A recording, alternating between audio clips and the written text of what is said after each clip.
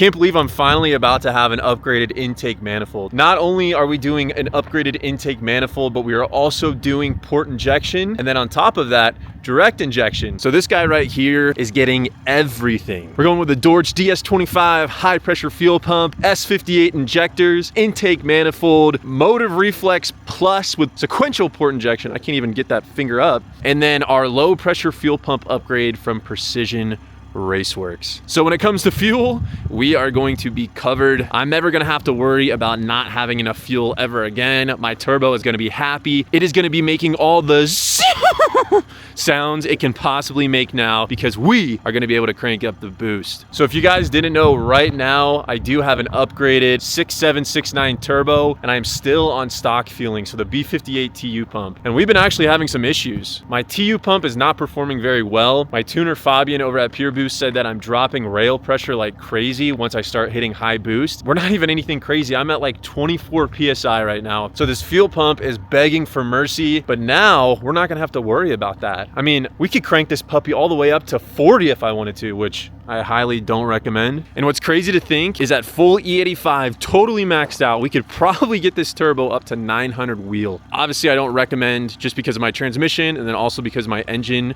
is not built. But it seems now tuners are getting a little bit more confident. My current tuner right now, Mr. Shoup, thinks that I can actually push the engine above 750, close to 800 and still not have problems and then just limit the torque in the higher gears. So I guess we'll see what happens. That just sounds crazy to me to think that I'm gonna go from barely over 500 wheel to potentially 800. But that's the beauty about this is I don't have to run full E because I'm on flex fuel. If I want to stay conservative, all I have to do is probably run E30, E40, E50, and not only will my transmission be happy, but also my engine. And I think that's pretty much the only power that I really need. I'm probably going to want to stay optimized around E50, which should get me around 700 wheel. And honestly, for a daily driver, this is perfect.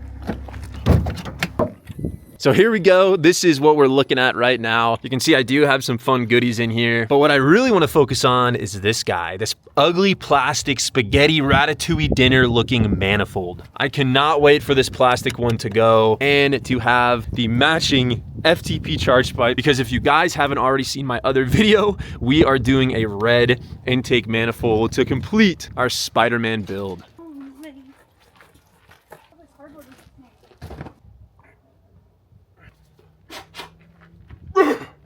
Fellas, there you have it. And voila, bam, baby. Look at that. Oh my gosh, it's gonna look so good. I just love how aggressive these manifolds look. It reminds me of the 2JZ ones, which is basically the engine I've always wanted. So that's why, you know, we had to go with the B58. The red on red is perfect. It's exactly what I'm looking for because guys, we do have something planned for this car in the future, which I think will really, really match this color scheme. These guys right here is where the fuel line will sit on with our injectors. I did go with the IDX 1050 injectors. And then I believe a lot of people put their motive reflexes right here in this little area. So they just sit. So I think that's probably what we're gonna end up doing. And then obviously low pressure fuel pump, I think is back behind one of the rear seats. And then man, I just cannot get over how badass these intake manifolds look. I cannot wait to pop my hood anytime we go to a car event or something like that, just because it makes this engine pop so much more and it looks so much more aggressive. Oh, and I forgot to mention, here is my wimpy TU pump right now. So that is going to be replaced with the Dorch one. Getting these fueling upgrades is going to feel like a brand new car. So I think that's why I'm so excited. Even though I have an upgraded turbo, the fact that I'm only pushing barely over 500 wheel is pretty much what I'd get from a stock turbo E50 tune, like an OTS one. So now we're really going to be able to unlock this beast. So what we're going to do now, we're going to pack this guy up, put it in our trunk, and head over to get this puppy finally installed.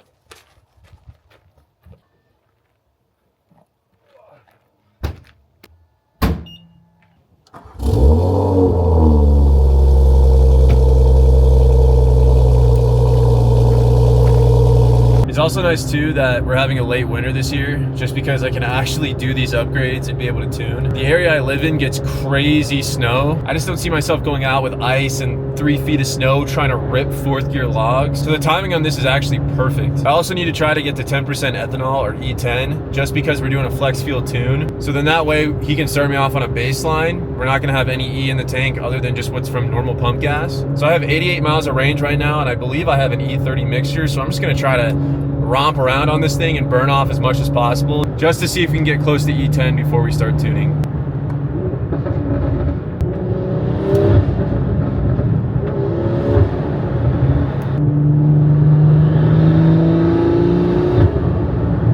So the plan is, once I get all my fueling upgrades dialed in, the tune dialed in, and everything looks good, we're actually gonna throw the car onto a dyno. Shoup's gonna get me all dialed in terms of my cams. So that will be interesting to see how much power we're actually putting down. I'm also curious too to see if the pump gas numbers will be higher, especially with the DI and PI system. I've always been excited to see what we can do on the dyno. That way we can really see how much juice this puppy's got. All right, so we're arriving. Redmond Automotive Care Experts. You guys are in the Central Oregon area. Ali is the man. He's done a lot of my upgrades on the car. Just a super friendly all-around guy, so definitely go check him out. So there she blows. The last time I am ever going to be looking at her again naked with our OEM fuel system. This box right here has all the magic tricks in it, okay? This is Houdini's box. This is the magician's box. Now let's get this party started. So it is now the next day. Yesterday, what we did is we dropped off the port injection stuff, the manifold, low pressure fuel pump, things like that for Ali to install. But today, just got a notification from USPS that our Dorch high pressure fuel pump and the S58 injectors have arrived. We are gonna go to the yonder to pick them up, drop them off, and we should have this install wrapped up here in the next couple hours.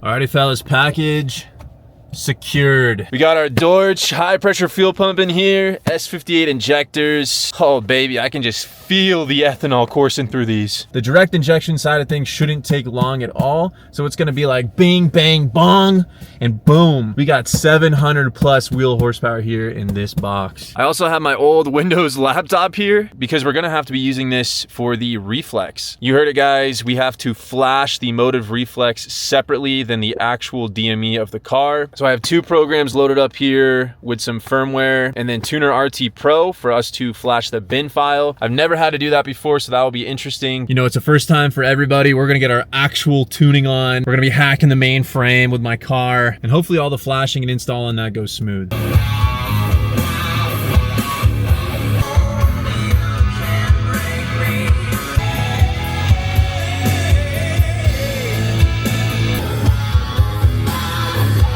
Alrighty, we are back at Redmond Automotive Care Experts. Ali is gonna get us dialed in again. I got the garbage truck behind me going crazy. Man, I'm excited and can't wait to see what the potential is going to be.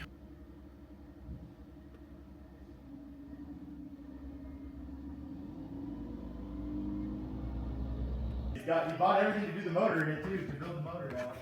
Alrighty fellas, there you have it. We got the red on red. I've been calling this the Spider-Man build because we got like the blue, and then these manifolds look so nice. I'm glad it matches my charge pipe too. We got the red cables down here. Yeah, fellas, this is what it looks like installed. So we just did the manifold right here. We got our fuel rail set up. And then we got our Dorch pump back here, this nice silver shiny one. What we're doing right now is hooking up to the Reflex, which we put right here. Let me get some light here. You can see this little guy right there. Right here is the Reflex. I got it plugged in right now to a micro USB, and we are gonna be downloading the firmware onto it. So we're gonna do like a hex file firmware update on the Reflex. So we're gonna flash it, and then I am going to use a program called Tuner RT Pro, and we're gonna be flashing the bin file that Shoup sent me. Fellas, fingers crossed this goes well. Hopefully we don't run into any issues with the flashing at all with the Reflex. Oh man, I'm so excited. I'm telling you, the intake manifold is the one upgrade I wanted this entire time, and just the power potential that we have now with this, it's like there's nothing limiting us right now in fuel. I mean, we could go absolutely crazy if we wanted to, but we're gonna try to keep it nice and toned down to start, and then in the future, if I really want to turn it up, we can have some fun. We might do a built trans. it. I don't know yet. We'll see how I'm liking the power and if we do have any issues with slipping, but we probably won't for a really long time unless I really juice it up. And I think Shoup's on the same page as me. We'll see what happens there, but we're gonna get this puppy flashed and hopefully we can get it started up and everything looks good. You got something for me? So we're gonna put this puppy into accessory mode. Oh, I heard it. Device detected, perfect. So let's see what we do here. All right, moment of truth. We're gonna import. Boom, and we are going to, starting the erase sequence. Fingers crossed, we're right there. Okay, sequence completed. Boom. And then we are gonna power cycle it. All right, that was not too bad. Now, at first when I saw the directions for that reflex stuff, I was like, oh man, I was like, this is gonna be a nightmare, dude. And then I luckily it was not that complicated. It looked super intimidating. Yeah, so guys, I learned that if the radar's on, the car is obviously still on. So once the radar turns off, we should cycle here. And then that's when we will re-put it into accessory mode, reconnect the reflex. We will do the tuner RT program and flash the actual bin file to the car. Literally my first time ever doing this. So you guys are learning with me. Here we go, tuner RT time. So we are gonna hook this puppy back up here and see if it detects it. Let's see here, not detected. We're gonna pull out YouTube real quick on this one. This one's a little bit more confusing.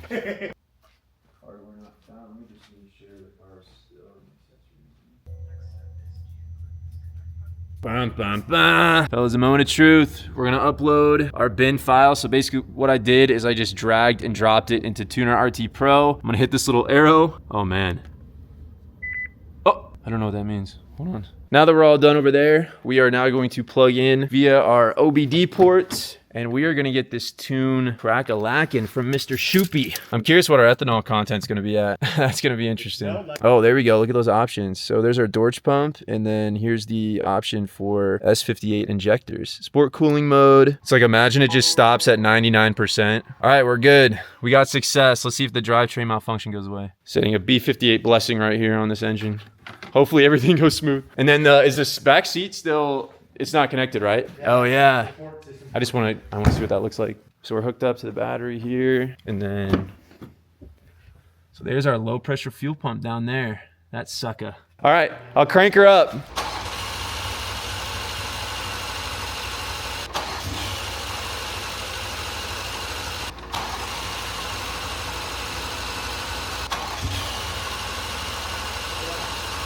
So it looks like rail pressure's a little over 3K. It's like sitting right below 30. Yeah, we did crack this a little. Oh, okay.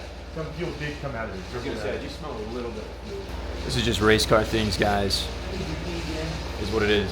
All right, well, welcome to the world of modifying cars. Usually when you're adding a secondary fuel system, there's always a lot more stuff that can go wrong. Little things just being off by just a small little margin that can obviously cause the car not to start. So like I said, we're gonna figure it out. It's not a big deal at all. If anything, this also helps me kind of learn about the systems and what's going on in terms of why the car is not starting. But it's probably just an issue with either the car not getting spark, an issue with the car not getting fuel. So I'm excited. I mean, once we get over this and we fire on up, let's just hope there's no other issues. That's what I'm really concerned about. This is really going to be nothing. I guess we'll see.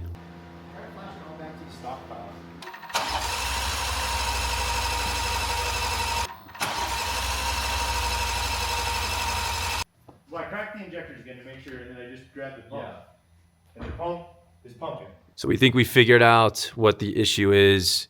It is our spark plugs over here. We're a little bit flooded with fuel. What happened is probably when it was first turned on, they flooded the, what is it? The Injectors overfueled. Yep. And then, so it actually cranked on my other map, and then they killed it instantly. It was working, but then what happened is probably once we flashed the other stuff, because they were already soaked, it seemed like every time we would try to crank it, it would do less and less. So once these dry out and we get these guys back in, there probably should be no reason cranks right up, and we'll be good. But fingers crossed, this is what it is.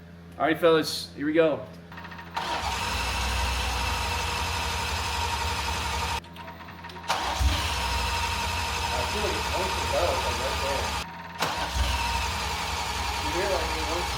You know it's getting fuel, like the pump's getting fuel, right? Because it's getting fuel, yeah. It's getting fuel.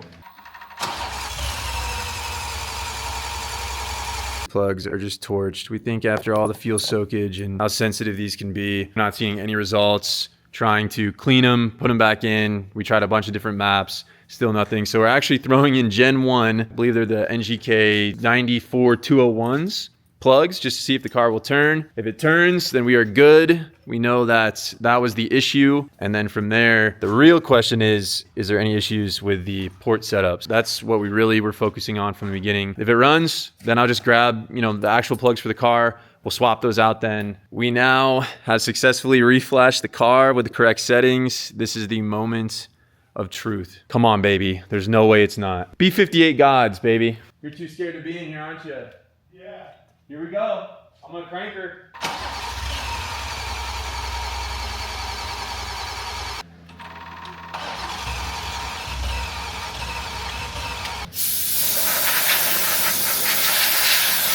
Still no results. This is just like I said, trial and error. It's just a process of elimination to figure out what could possibly be causing these issues. Looked like there it wanted to crank. It's like right there. It wants to turn so bad. Like we said earlier, it's probably just like the smallest little thing that just needs to be calibrated or needs to be switched, or there's something going on. I thought I was just gonna show up. It was gonna crank.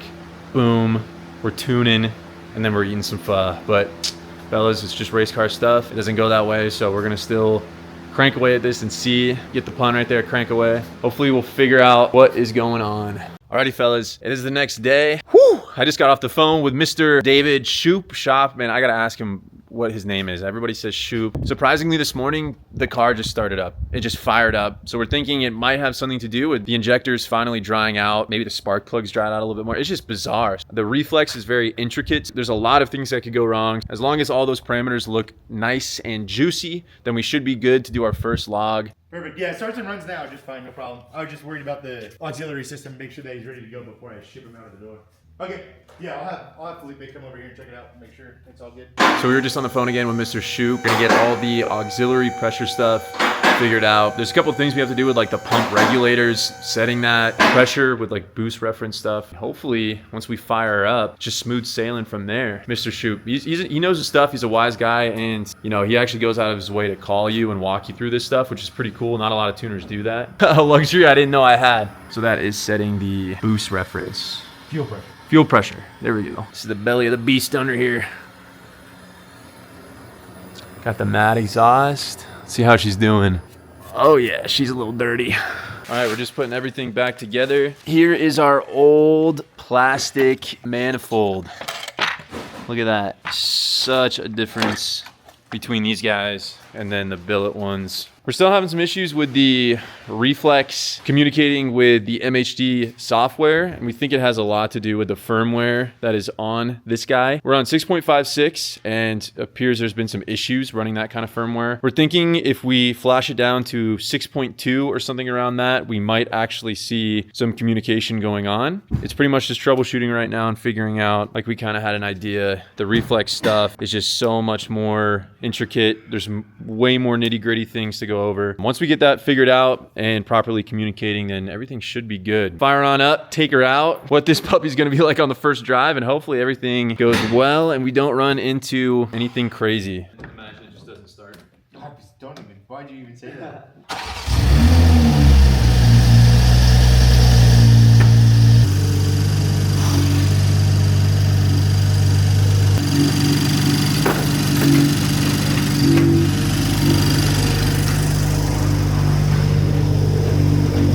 That fitment though.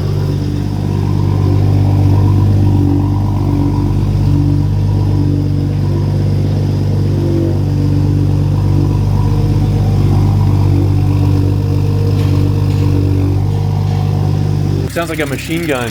Right? I'm gonna scan for codes real quick too. So let me read some codes here. So we do have a check engine light, which I'm seeing right now. So I'm gonna read what code that is. There's a check engine light, so I'm wondering, let me connect real quick. Let's see what the code's reading as. Oh, look at it, interesting. Reflex aux pressure low. How the frick would it even know that maybe the car actually needed to be on. Like, let's go to monitor. Let's see if it shows up. So how would it even know the aux pressure is low? All right, here we go, first drive, first shift.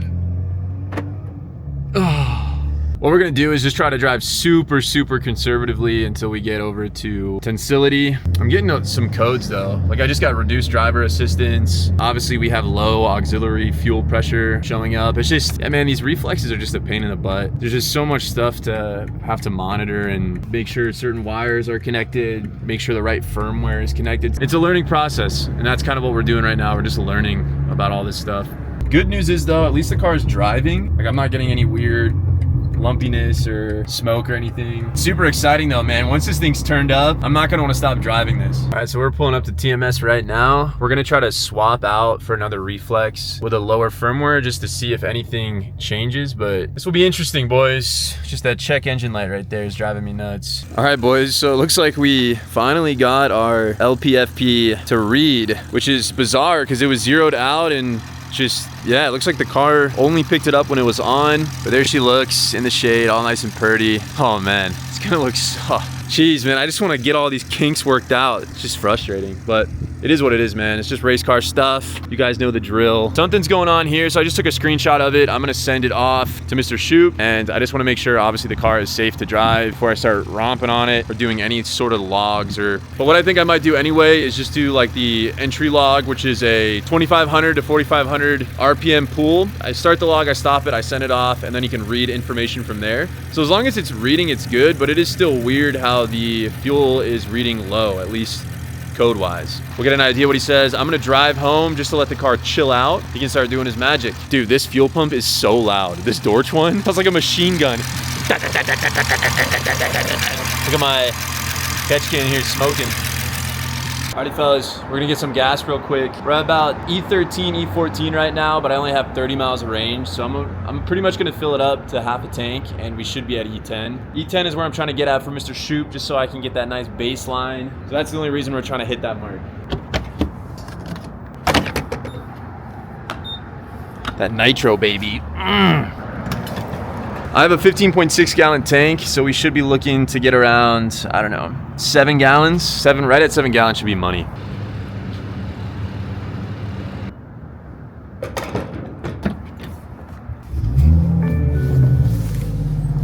That is good for this round. I'm freaking tapped out of trying to figure out this car. We had the guys from Tensility looking at it. We had Mr. Shoup on the phone. Allie, oh man, we had the whole village trying to assess this car. Luckily, I was able to get it home safe. Now it's pretty much trying to figure out why I'm getting that check engine light. So I sent all the information over and we will go from there. I think the next video that I'm gonna be making about this car is us actually logging it for the first time. So that'll be fun. We're gonna start out at E10 and we're gonna work our way up all the way until I feel like my transmission is getting a little bit dicey. We'll see where that takes us. Appreciate it, guys. Happy holidays, and we'll see you in the next one.